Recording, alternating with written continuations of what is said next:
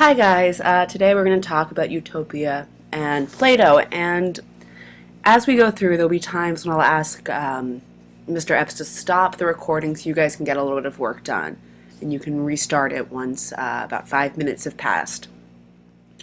So first let's talk about what a utopia is. Most of you have heard this phrase before, but a utopia is essentially a society that is created to be perfect. A utopia is not a society that sort of stumbles its way to perfection. It's planned to be ideal. And if you'll remember earlier in the year when we talked about laws, we came to the conclusion that laws are essentially based off of what a person thinks is, or a society values. So if a society values order, they're going to have strict laws. If a society values individuality, there's not going to be that many laws that apply to the whole population, that it's based on that. So a utopia is similar to laws in that people create utopias that match their idea, or they plan out utopias that betray their own values. But first let's talk about the ways in which Rutgers Prep might be moving towards a perfect version of itself. So I'm going to ask Mr. Epps to pause.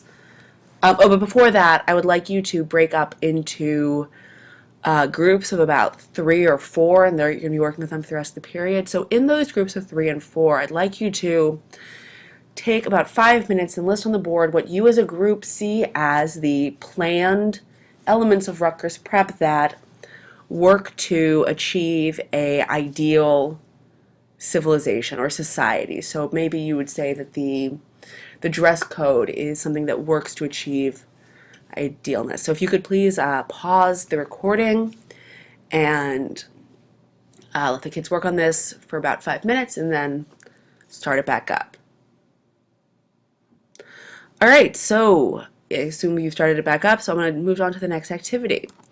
The opposite of a utopia is a dystopia, a society that perhaps once was planned to be perfect, but over time has disintegrated and decayed and is now a flawed society. So similar to what you did before, just one thing, please make sure you take pictures on your phones of the list you're making on the board. Take about 5 minutes and come up with the ways in which high-minded ideals at the creation of Rutgers Prep may have disintegrated into dystopian values. All right, you can pause it. All right, so now you should have an idea of basically what has worked in the planning of the utopia of Rutgers Prep and what has perhaps not. And now I'd like you to design your own utopian school, and this should take about 10 to 15 minutes.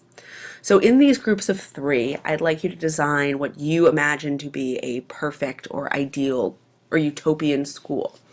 I want you to think about all these different possibilities. Who's going to be the students, the faculty, the staff?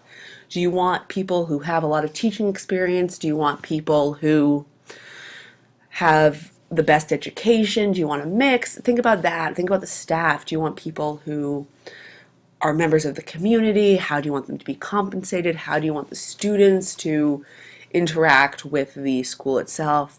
What would the campus look like? What would the library be at the center? Would the classrooms not have walls? Would every room have a smart board? What's the curriculum?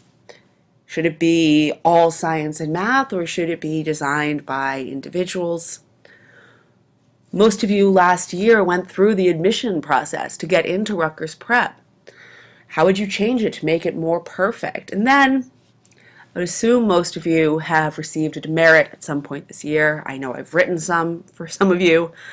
And so how do you think the legal system of this school should be set up? Should we have a demerit detention system, or should it be restorative justice, or whatever?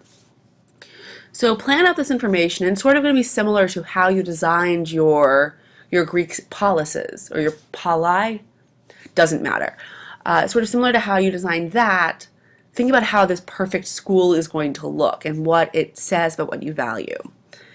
So this should take about 10-15 minutes. Once you get all this information, take another picture of it. All right, so you can pause and start it up when they're done. All right, so now that we have our idea of a utopian society, let's talk about what Plato says a utopia is going to look like. So Plato describes the city as broken into three essential classes.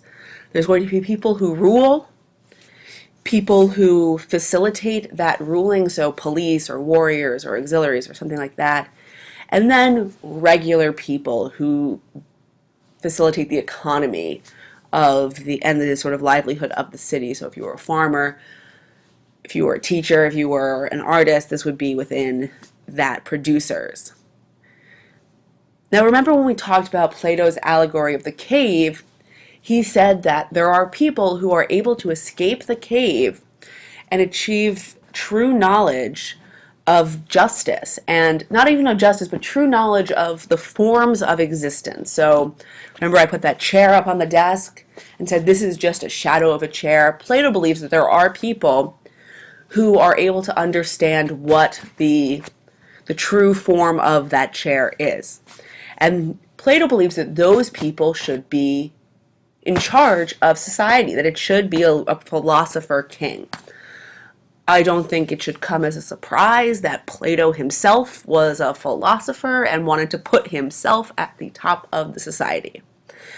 Also included in this system is that poets would be banished.